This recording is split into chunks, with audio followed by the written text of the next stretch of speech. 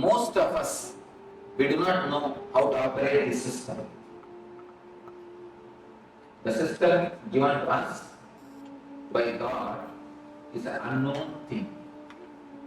Somebody is using it as a bullock cart, somebody is using it as a tractor, somebody is using it as a aircraft.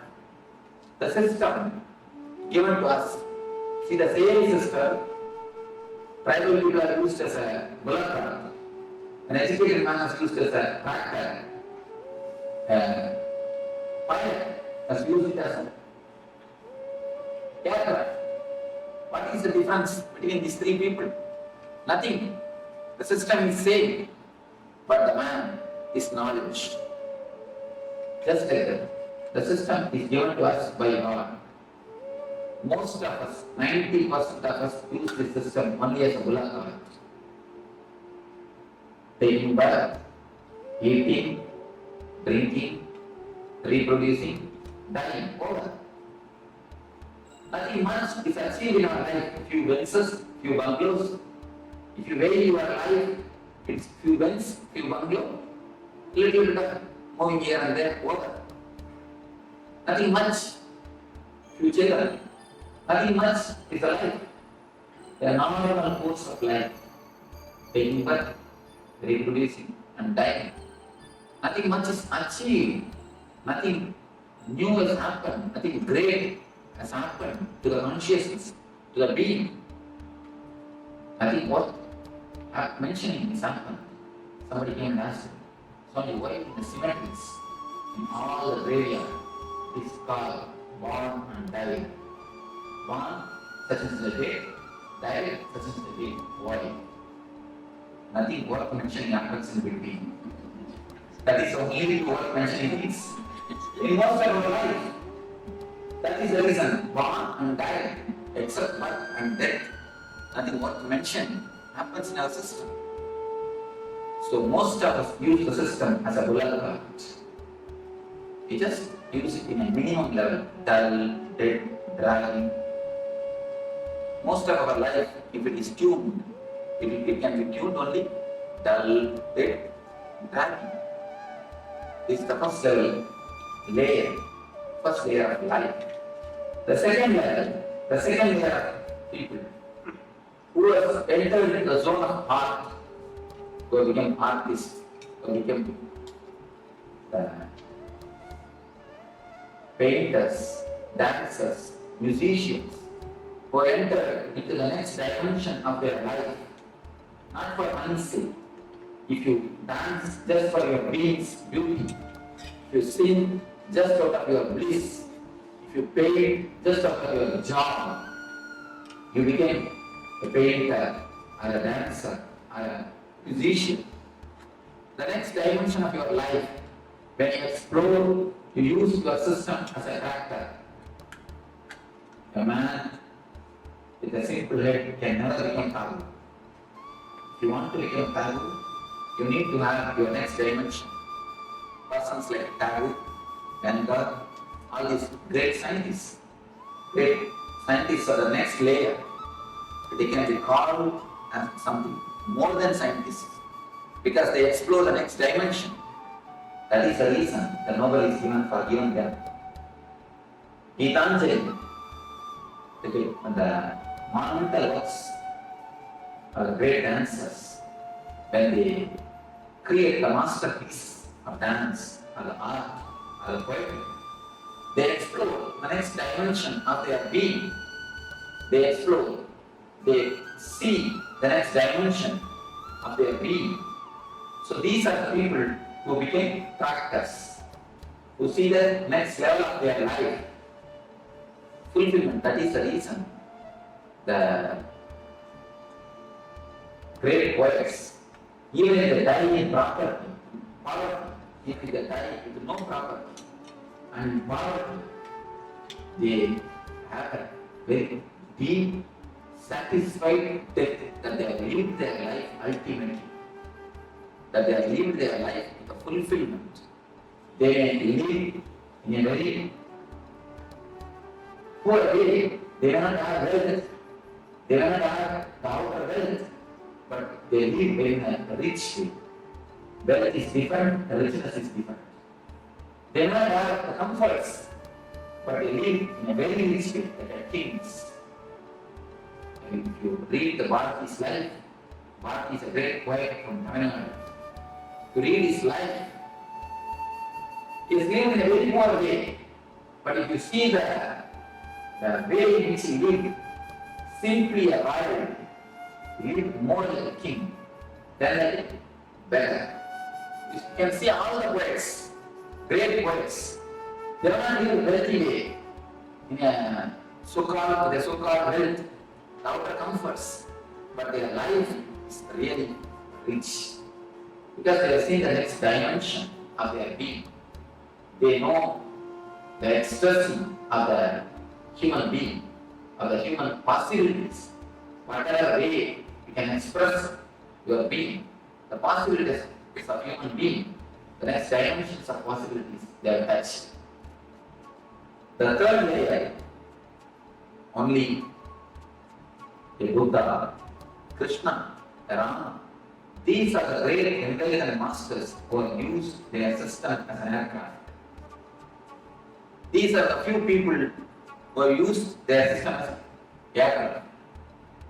Majority, 90% of us used as a bill of lading. 8 or 9% who are artists, are the great dancers, great poets, they use as a character. Only a handful of people. See, if you want to know the human history of humanity, you don't have to read the millions of people who have taken birth and died. All their history is not necessary. Just read 10% history. The Buddha, Krishna, this 10% life history is more than enough to know the whole history of humanity. These are the people who are milestones on the human history. These are the people who have created turning points in the human history. Just like that, if you know the few man's history, you can know the whole history of the humanity. These few enlightened persons are the persons who have used their system as an aircraft. Not even, there is no need even to have 2 fingers, 2 hands. 1 hand is enough to count this type of people. Very handful of people. Buddha, Krishna. These are very few who have a great impact on the humanity, who has used their system as an aircraft, who are real pilots, are the pioneers of the human evolution, of the human growth. If you see the difference between the villager, the tribal man, and the pilot, nothing much. Only one thing, the villagers don't know how to operate the mechanism. The tribal people, they know how to operate the system. That's all. Nothing. The tribal people, they don't know the mechanism. The pilot, he knows the mechanism. Nothing else is the difference. Only a very small difference. It is not that something needs to be added. No. Only one difference. They don't know, he knows. That's all. Just like that, if you know how to use your system and mechanisms in your body, in your mind, in your being, you can become a pilot. You can use this system for the optimum result. You can use this system for the maximum result. You can convert this system into an aircraft. The mechanisms which exist in your system is what is called chakras. There are 7 chakras in our being. The energy centers. These energy centers are real mechanisms in our system. If you know how to open them, how to activate them, how to remove blockages from them, how to energize them, you can simply transform your system into aircraft. As long as you do not know anything about the system, you will be just pulling your being. You just know how to open, how to energize, how to activate the system. You will be using the same system, same mechanism as an aircraft. So now we will be entering into each and every system, each and every mechanism of your being, and we will explore how to operate, how to open it, how to work on the chakra, on the energy center. Let me show you how the chakras are situated. The small diagram, very small, all of you will be able to see how the chakras are situated. If you have this book, you can just open the page 20. The lowest is called Muladhara, the root chakra. You don't have to remember the names. You see, there is no need to remember the names of all these things. Just I am giving an introduction. Then afterwards you will be entering into the deeper layers. You don't have to bother who I have written all these names or not. There is no need to bother. You can just see and have an idea. That's all. First center is called Muladhara. From below I take the root of the spinal cord. Just the root of the spinal cord, Muladhara. The next is Swadhisthana. Above the Muladhara, below the navel. On the navel, Manipurara. And in between the chest, Anahata. Then on the throat, Vishuddhi. And between the eyebrows, Anya. Top of the crown, top of the head. It's called Sahasrara. This much is enough. You know that you have a basic idea. Few energy centers which exist in our being. Now, we are going to work on each and every energy center, each and every chakra is connected to some emotion of our being. We can see throughout the world, in all the languages, the love and the heart, these two words are used as synonyms. Am I right? The love and the heart, these two words are used as synonyms. Any language, it is not that all the languages are happened, are created in one time or one place.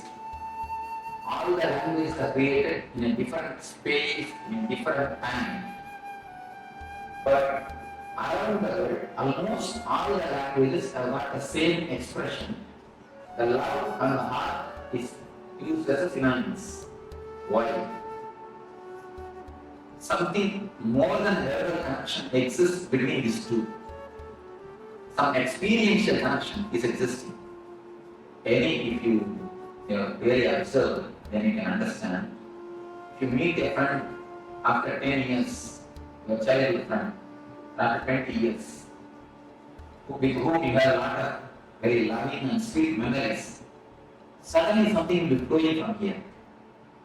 You can observe. Have you observed any of you?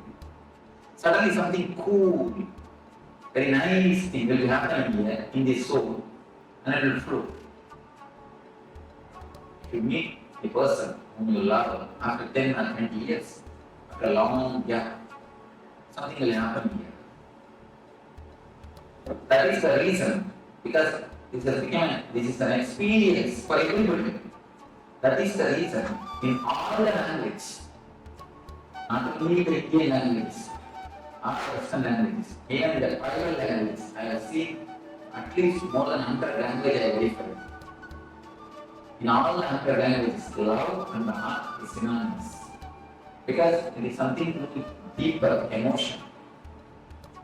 So the love is the emotion which is related to another chakra, the heart center. Just like that, each and every emotion is related to each and every chakra.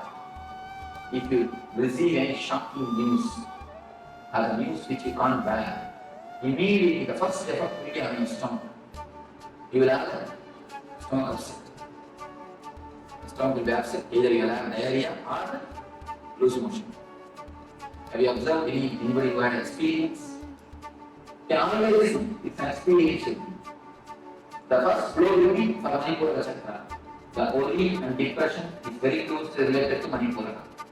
And again you can see, in all the language there is an expression.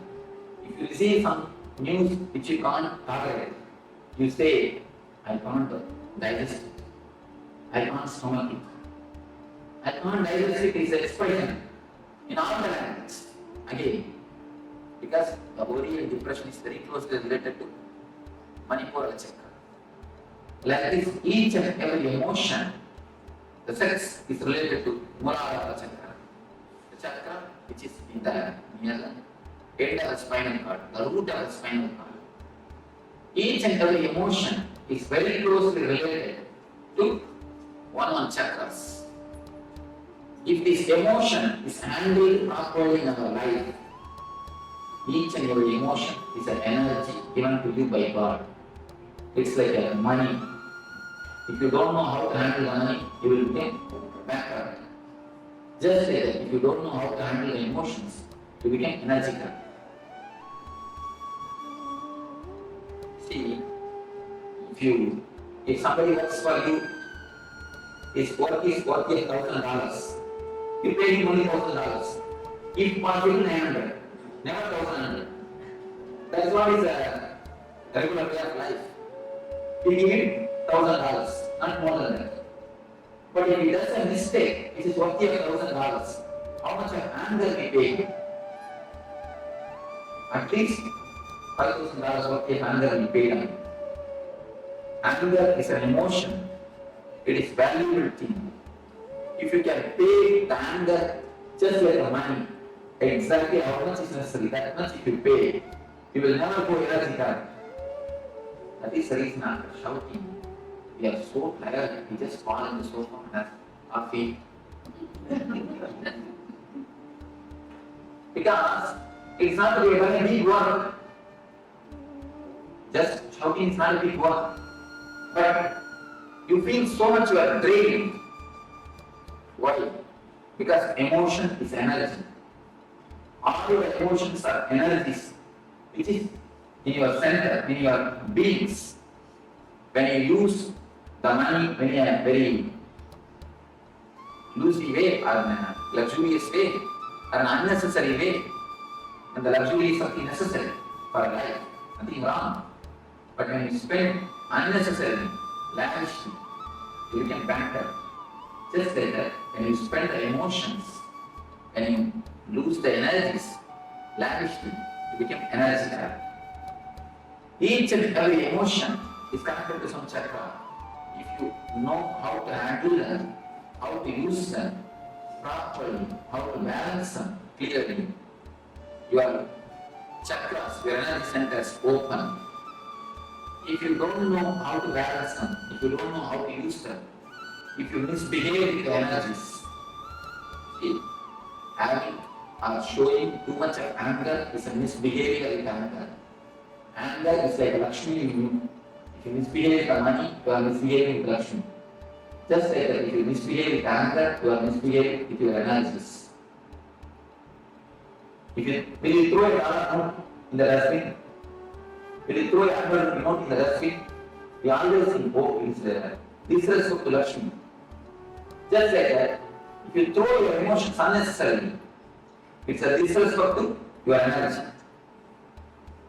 Just like God has given you money, He has given you emotions, energies to run your system, to run your life.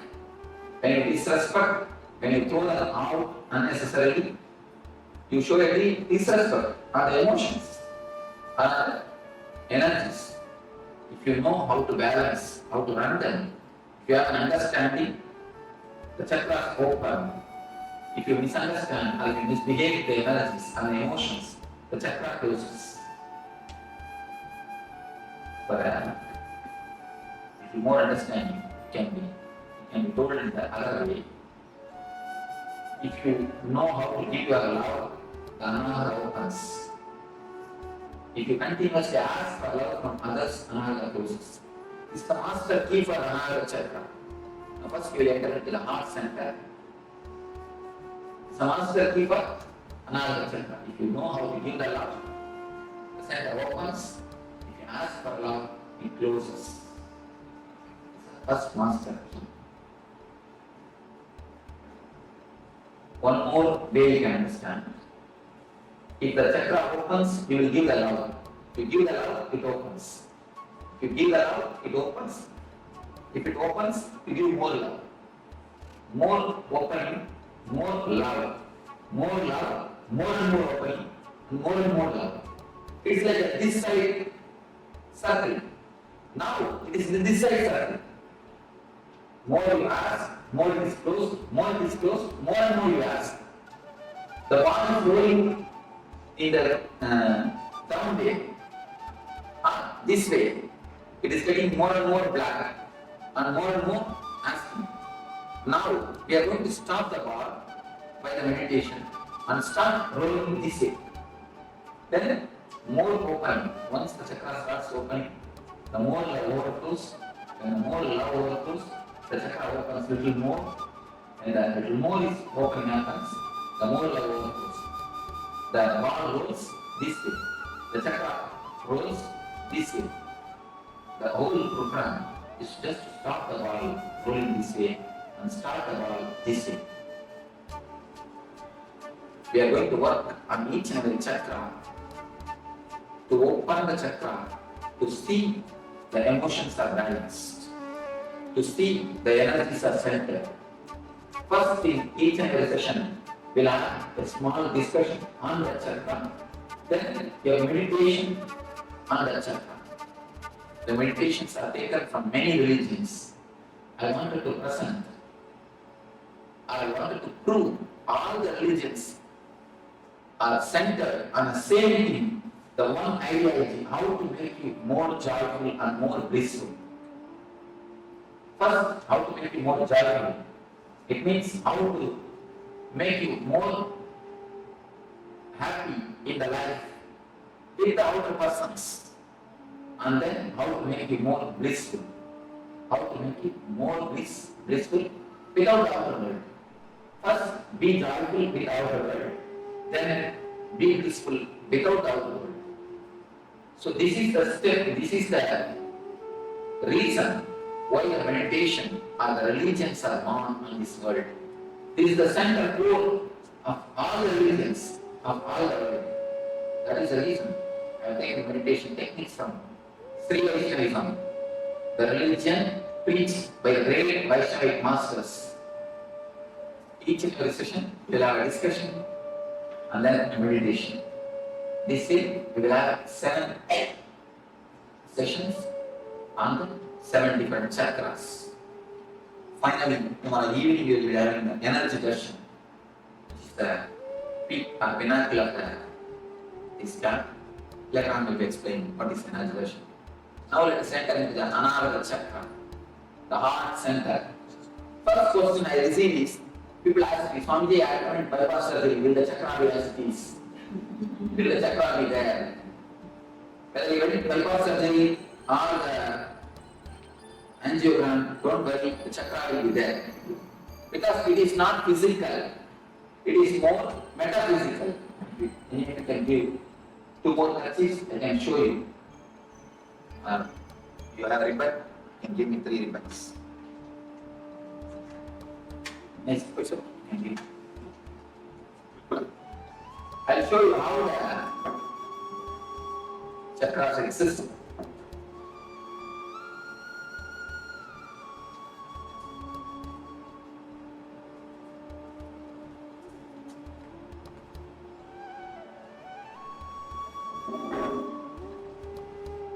See, it is like 3 bodies.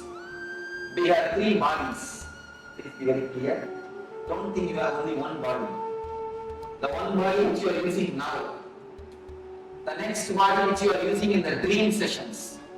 When you dream, you will be sleeping. This body will be lying in Chicago. But you will be dreaming as if you are going to India. Then with which body you are going to India? This body is lying in Chicago only. But you are in India. How can it be? So the body which you are using to go to India, the subtle body, that is called Sukshma Sarira. The second layer body. One is physical layer, another one is Sukshma Sarira. The third layer of body is a karma sarira, which is called the causal body, which you use in the deep sleep. When you fall asleep without even dream or the wakeful state, in a deep layer, in the third layer. Now, what you are using is physical body. What you use in the dream is subtle body. The body which you use in the deep sleep is called causal body. You have three bodies in your system. The three bodies, they meet and merge in 7 different points. They meet with each other. You can imagine the 7 knots in these 3 kerchiefs. You can imagine the 7 knots, just 7 different knots in 7 different places. If you can imagine, that is the places which is called chakras. The 7 different knots. The 7 different knots are called chakras. The first thing we are going to enter is anartha. Here also the 3 bodies meet and merge each other. In the book it is very clearly depicted. The 3 lines, they just meet near. That is the zone where the chakra is there. They just meet. Where chakra starts. So even if you undergo bypass surgery, the chakra will be there as it is, without any blockage, because it is more metaphysical. This chakra is love. When you ask for love, when you ask for attention, it will be there. I'm changing the word from love to attention need. Because whatever you know as love is nothing but attention. If you say somebody loves you, what do you mean by it? He gives attention to you, that's all. He gives all his attention, or all his time, all his money, all his energy, or all his space to you. Attention is what is we call as love. Actually, except a man who is enlightened, nobody can know what is really meant by the word love. Whatever we know about love is nothing but attention. If you say that he loves me or she loves me, what it means? She gives you enough attention. He gives you enough of attention. He gives you enough of his energy or money or whatever. Once the attention is given, everything else is slowly given. So the attention is what is called love in our language. When you ask, when you give your attention to others, the chakra opens. When you give your attention to everybody, whomsoever asks, when you leave overflow, this chakra opens. When you start giving, this opens. When you start asking, this chakra closes. You can just see, you can just scan your life. Almost all our life is just centered on the attention of the others. From the young age, we are trained, you can see the young kids. They will just put 2-3 steps and then they look at your face. If you smile, you are free for what they do. Then they do the next steps. Otherwise, they stop and they wait for your concern. You can see the young kids. Anything they do, just they look at your face for the confirmation. For your okay. Only when you say okay, they go for an ahead. After wait. Just like from that age, we start expecting the attention or the okay from the others.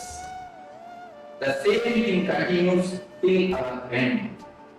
You can see in how many places you just wait or expect the others okay, others attention. You can see more than 80% of your decision is influenced or it is waited.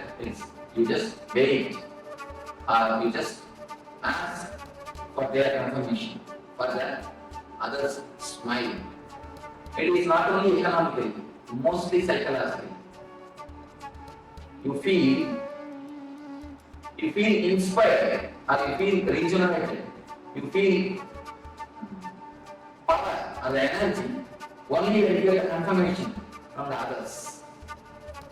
Each and every move of your life, you continuously see whether somebody confirms it or not. You wanted the smiling face of the other. Almost it's like a psychological slavery. In every step, you wanted the other to be the source of your inspiration. If you just stand, you just sit in your room and scan the lifestyle in which you are living, almost 90% of your decisions, 90% of your life is just for the other's opinion, asking the other's attention, expecting the attention of the others, expecting the opinion of the others. It is more like a signature campaign. Each and every husband expects a certificate from wife, good husband. Wife is expecting the certificate, the good wife. Parents, good parents. Son like is expecting a good son. Each and every system we expect certificate from our brother, from sister, from father, from son, from everybody.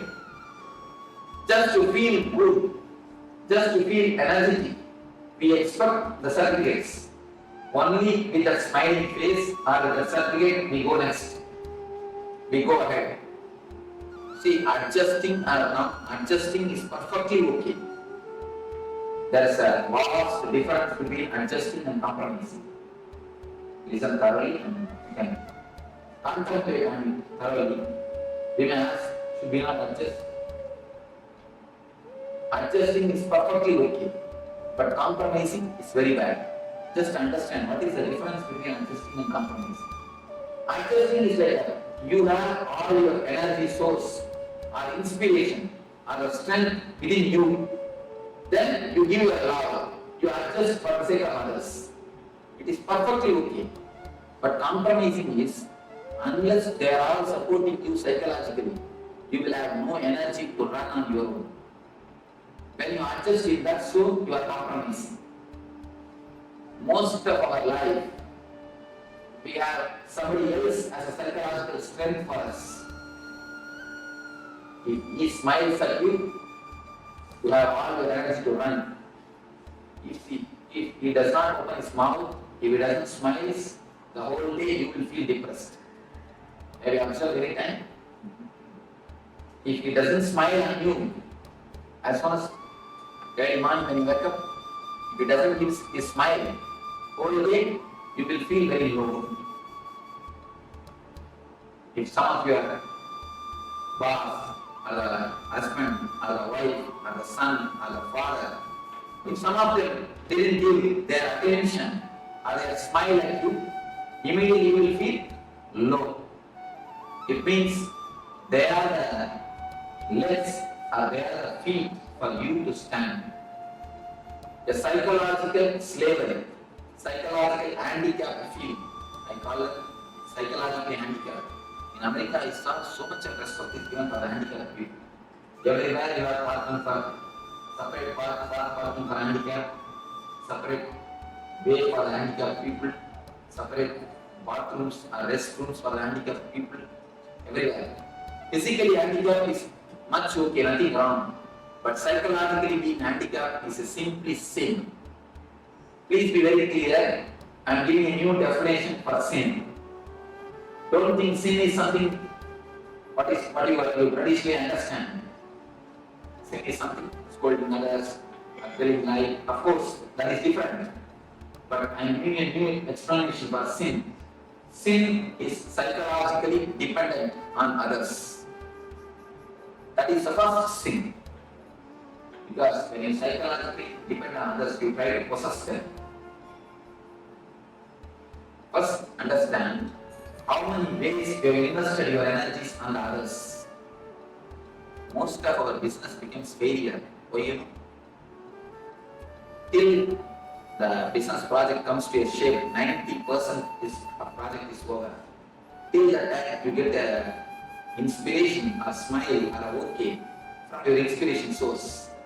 At one point, if that is removed from you, if the inspiration source is lost, immediately the whole thing tumbles down and goes to pieces.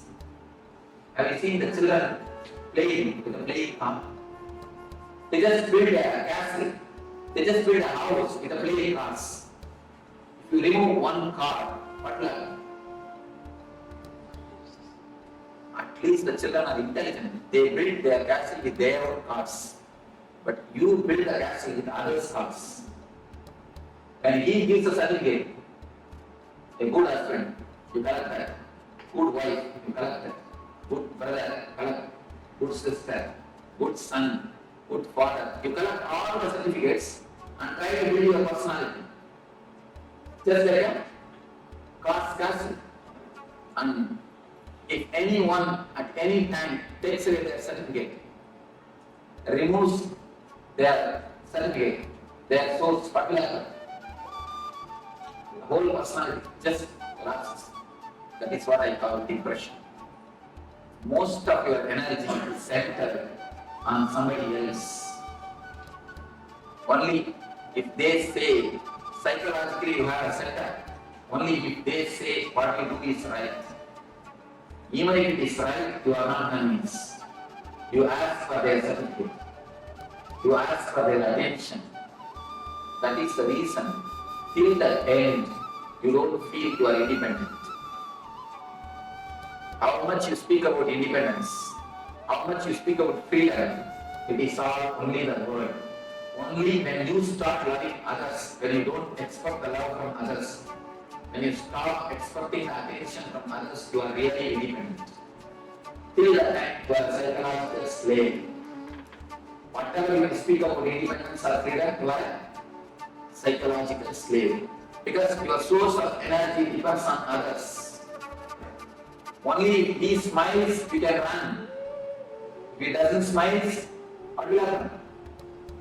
You will not run. You will feel very low. You will feel very dull. You will feel very depressed. The source of inspiration, as long as the source of inspiration is somebody else, you cannot have your freedom, your anamata cannot be active. Your energy center can never be totally awakened, totally alive. First thing, find out where all you have invested your energy center, on whom all you are dependent. Please be very clear on whom all you are dependent psychologically. You need how many smiles to run. Try to reduce the number of smiles.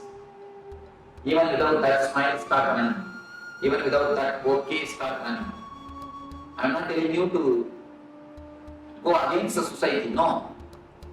Do your same routine, same lifestyle, but try to reduce the number of smiles. Don't expect, don't keep them, don't make them as the source of inspiration. There are few things which you may not be able to drop at all. Then at least keep them in a good record. So that at the time of emergency, let them not take away their cars. If they take away their cars at the time of emergency, then you fall into the real deep depression. So try to become independent. Try your best to be on your own. Try to center all your energy at your own heart, at your own source, at your own personality, at your own being. When you feel you are not able to cut or you are not able to run without one person's smile, understand that I am not able to run without these 2-3 persons. And at least keep a compromise with that 2-3 persons. You will know that I am compromising with the 2-3 persons. I am not serving them, I am compromising with them. Please be very clear. Don't expect any reward for your compromising. Many of us we think, I have served my husband so many years, all these duties I did, but I never had any reward. He never did anything for me. Be very clear, if you really serve, always you will have reward. But all our service is just compromise. He is the source of inspiration for us, so we compromise something. So be very clear, all your work, all your attitude of seva, we again and again tell you, I took care of my son so much, I did so much for my son. After growing, he never did anything for me, he went away with his wife.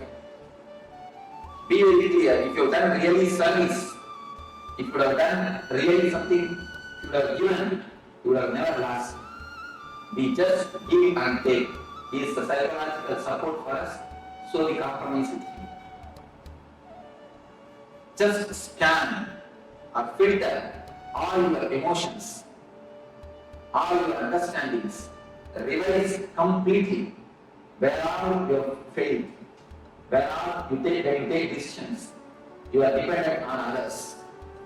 This one understanding can give you a tremendous strength on your own, to stand on your own, to run on your own. When you understand it's a slavery, you will never invest your energy on others. As long as you understand only wrong, people say, Swamiji, I understand the smoking is bad, but I am not able to stop it.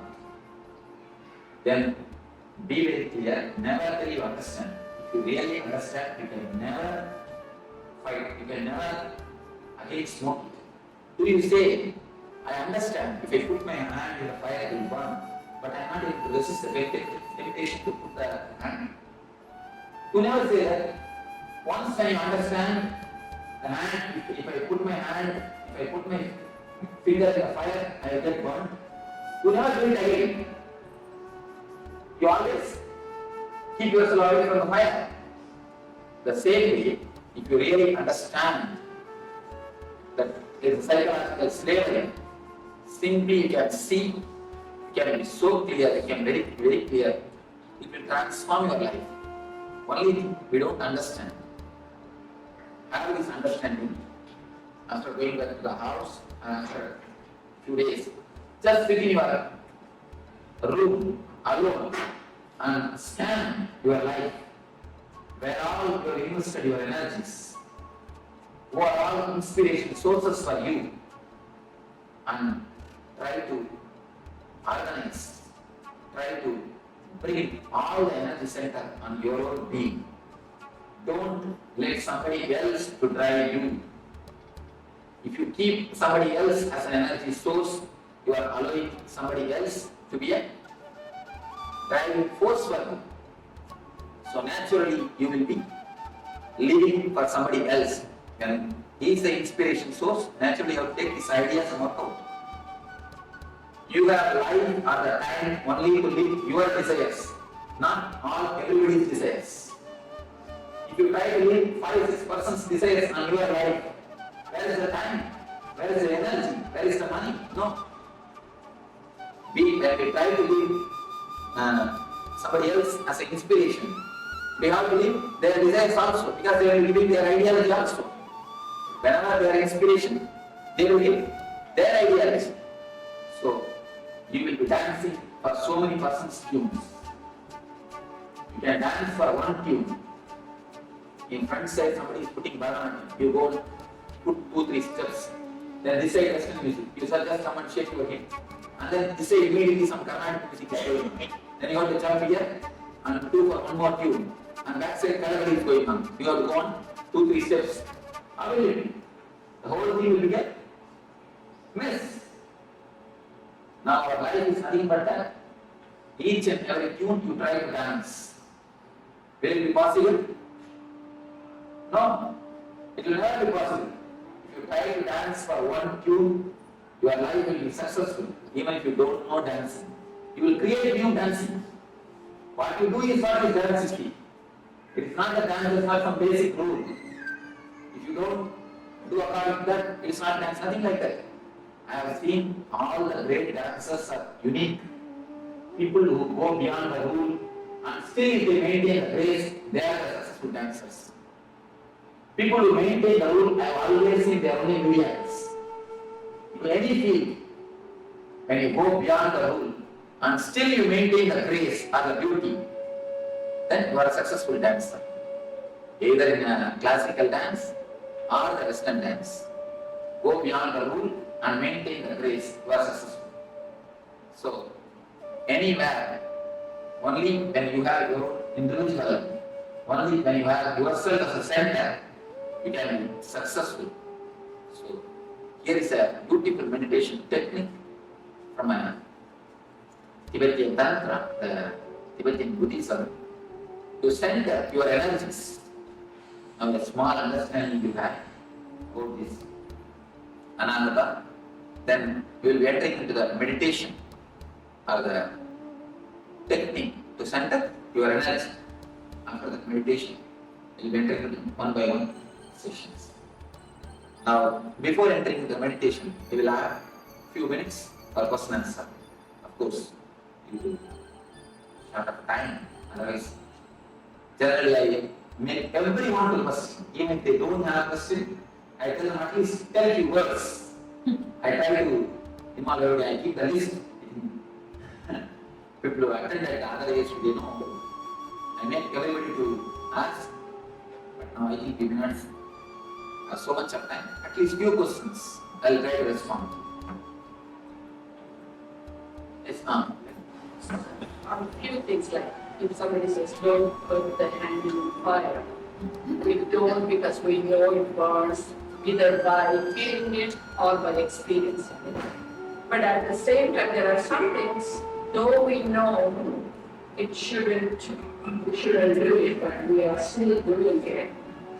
It's like a psychosomatic because it's comforting and we really do it. One small story. One man came and told me, Swamiji, last week I read a book which explains very seriously the dangers of smoking. How they get cancer, how many problems come due to smoke. Then I stopped. I asked him, oh, you stopped smoking? He goes, no, I stopped reading. See,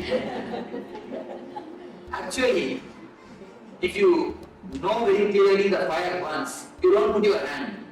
The problem is, first when you put your hand in the lighter fire, you get burned.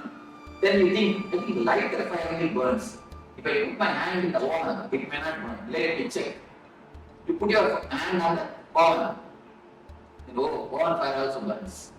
I think if I can put my hand in some other candle, let me see. You put your hand in the candle.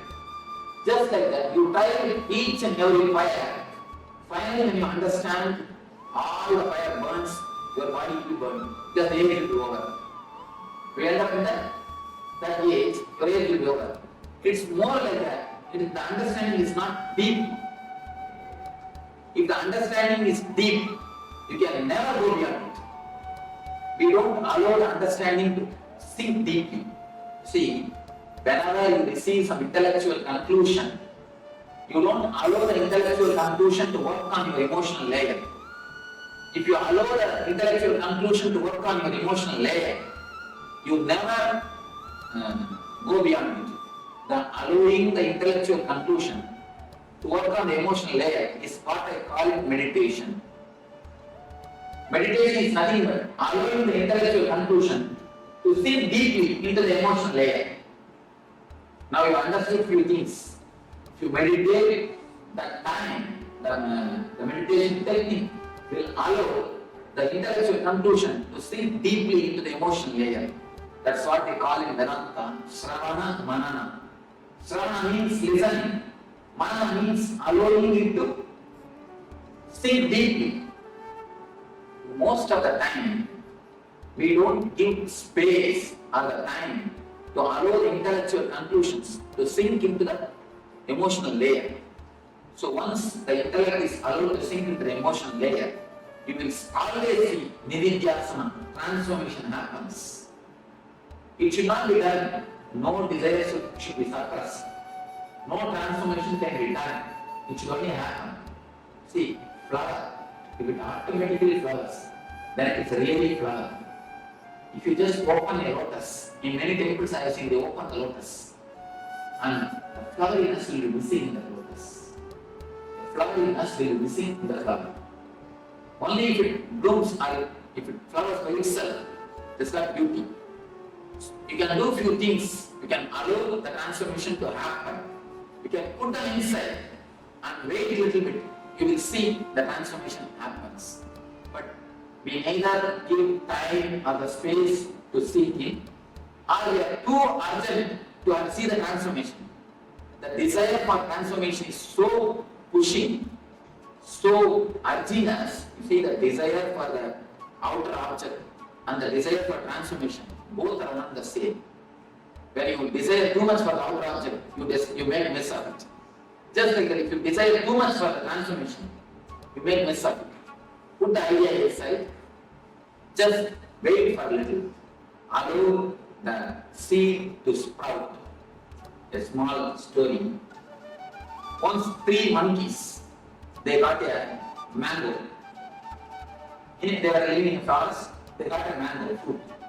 If one monkey gets a mango fruit, you know what will happen. The 3 monkeys, they already worked for that. So already asked to have a share of the mango. Now the problem starts. How to share? Finally all the 3 monkeys, they got together and they have decided, see, this one mango, we 3 cannot share. We will plant this mango, pour water, put fertilizers. Then it will become tree. We all will have enough of mangoes when it becomes tree. They all decided, they put they planted the mango. See, the first one, he took the responsibility of pouring water. The next took the responsibility of putting the manure or the fertilizer. The third took the responsibility of security of the seed. All the 3 are doing their duty so religiously for 6 months. For more than 6 months. Still the seed has not sprouted. So all 3 called for a conference. All the 3 sat together and they started discussing. The first one he told, you see, every day I am pouring the water religiously. Every day morning I pour water. Not even one day I miss my morning walk, but I never miss pouring water. I don't know what is happening. The next month he told, every day 4 o'clock I put the manure and fertilizers. I don't know what is happening, why it is not coming. The third month he told, you see, 24 hours I stand here as a security. I don't go anywhere else. And not only that, above all, every day I just dig it out and see how it is going. You see, every day when you dig it out and see, it can never sprout. Pour water, put manure, and wait for a few days to sprout the seed by itself. Just like that, we listen something now, and we do meditation for 20 minutes. Immediately it's for, oh, still no, nothing has happened. Still no transformation has not happened. So wait for some time. Give little space for the seed to sprout. Allow the conclusion to sink in and do the meditation. The conclusion is the seed. Meditation is the manner. Just give little bit of space or the time to seed to sprout. Otherwise, we will be digging just every day and see what indication we will be doing the same. Just the digging itself will stop the sprouting. Digging creates a guilt. You see, I have seen many people, as soon as you hear these things look so nice and so well put, immediately you start working it out. When you start immediately, naturally you will feel you will have one pitfall. Then you create a guilt. Oh, I am not able to do, I am not able to see. The guilt that I am not able to stop smoking creates more trouble than the smoking itself. The guilt becomes so deep layer in your life. You decide, I cannot put all these things into the life. I cannot practice. The Swami can practice because he has lived all his life, but I cannot practice. You come to a conclusion that these are outdated ideologies. These cannot be practiced just by one or two pitfalls. That's the reason I'm telling, allow the transformation to happen. You will see it always happens. I have not seen single seed die. Maybe in the outer world, seeds may die. In the inner world, no seed dies.